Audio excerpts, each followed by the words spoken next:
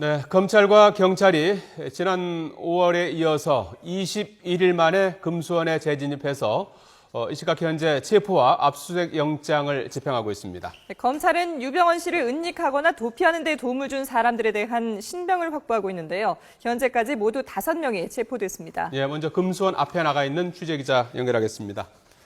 이승현 기자. 네, 안성 금수원에 나와 있습니다. 예, 경찰이 투입된 게 오늘 아침 8시부터인데 이제 5시간 정도 시간이 흘렀습니다. 모두 지금 현재까지 5명이 체포됐다고요?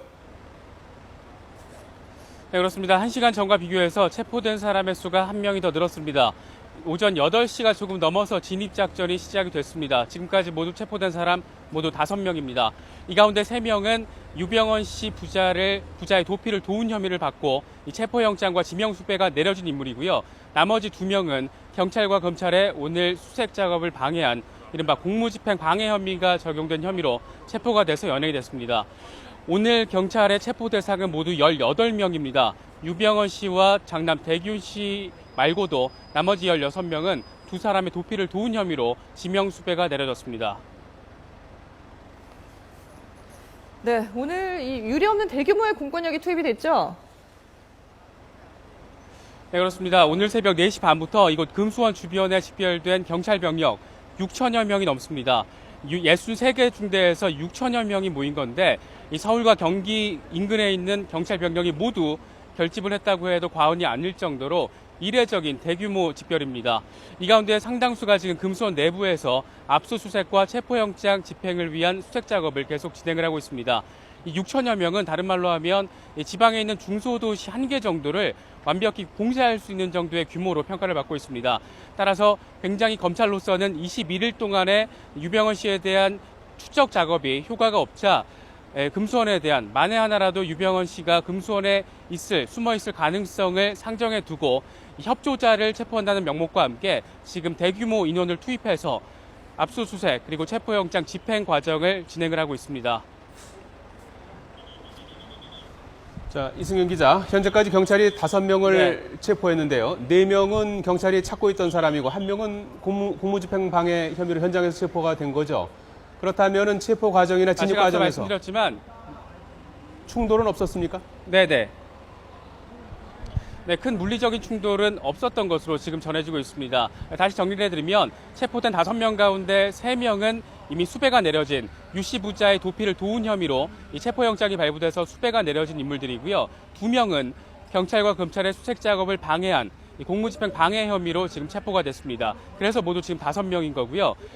구원파 측에서는 이 체포영장이 검찰이 영장을 제시하지 않고 제대로 영장을 집행하지 않았다 이렇게 강하게 반발은 했지만 큰 물리적인 충돌, 그러니까 인명피해가 발생한 물리적인 충돌은 아직까지는 없는 것으로 지금 전해지고 있습니다.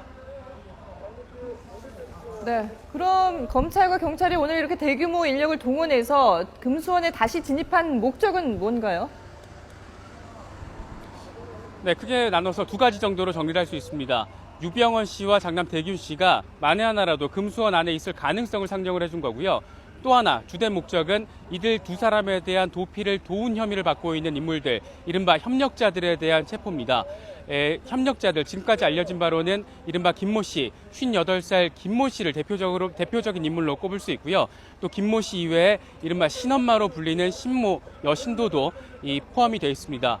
그리고 유병헌 씨의 운전기사 역할을 했던 것으로 알려진 양회정 씨도 정확하진 않지만 지금 금수원 안에 있는 것으로 검찰은 파악을 하고 있습니다.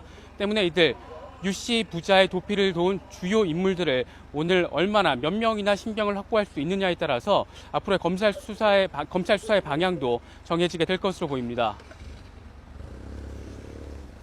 자, 이승현 기자, 오늘 경찰 병력 6,000명 이상이 동원이 됐는데요. 이것은 이제 종전과 달리, 지난달 21일과 달리 좀 더 세밀하게 수색을 하겠다, 이제 이런 의지라고 봐야겠죠?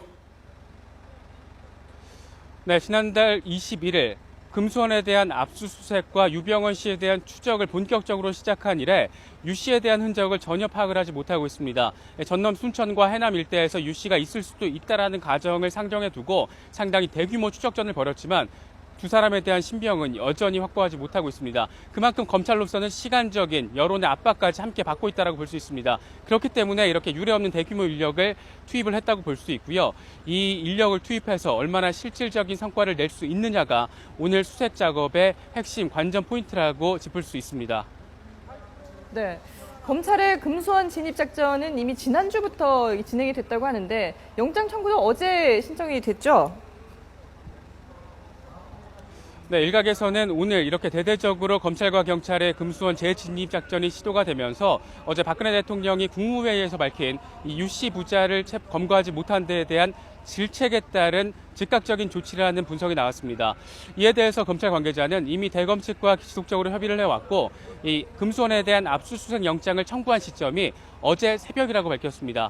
그러니까 대통령의 질책 이전에 이미 압수수색을 대비한 작업을 절차를 진행해 왔다는 게 검찰 측의 해명입니다. 하지만 영장을 발부받았다고 하더라도 즉각적으로 들어가지 않고 그 시점을 조율할 수 있다는 점을 고려를 하면 이 대통령의 질책과 이번 전격적인 이례 없는 대규모의 압수수색이 전혀 연관성이 없다고는 볼 수 없을 것으로 보입니다. 자, 이승현 기자, 끝으로 말이죠. 오늘 압수수색 네. 그리고 체포작전은 앞으로 어떻게 진행될 것 같습니까? 네, 얼마나 진행될지 그 시간을 단정을 할 수는 없습니다. 다만 경찰 관계자는 오전에 한 2-3시간 정도 수색 작업이 진행된 이후에 1차 수색은 마쳤다라고 밝혔습니다. 이 개략적인 금수원 내부에 대한 수색은 마쳤고 지금 현재는 이른바 2차 수색, 이 금수원 내부 곳곳에 대해서 세밀한 수색 작업을 벌이고 있습니다. 따라서 밤 늦게까지 이어지지 않을 수도 있다라고 경찰 관계자가 말하기도 했지만 이건 아직까지 단정할 수는 없는 부분일 것으로 보입니다. 얼마나 지금 체포영장이 발부된 사람들에 대해서 얼마나 신병을 확보할 수 있느냐가 관건인 것으로 보이고요.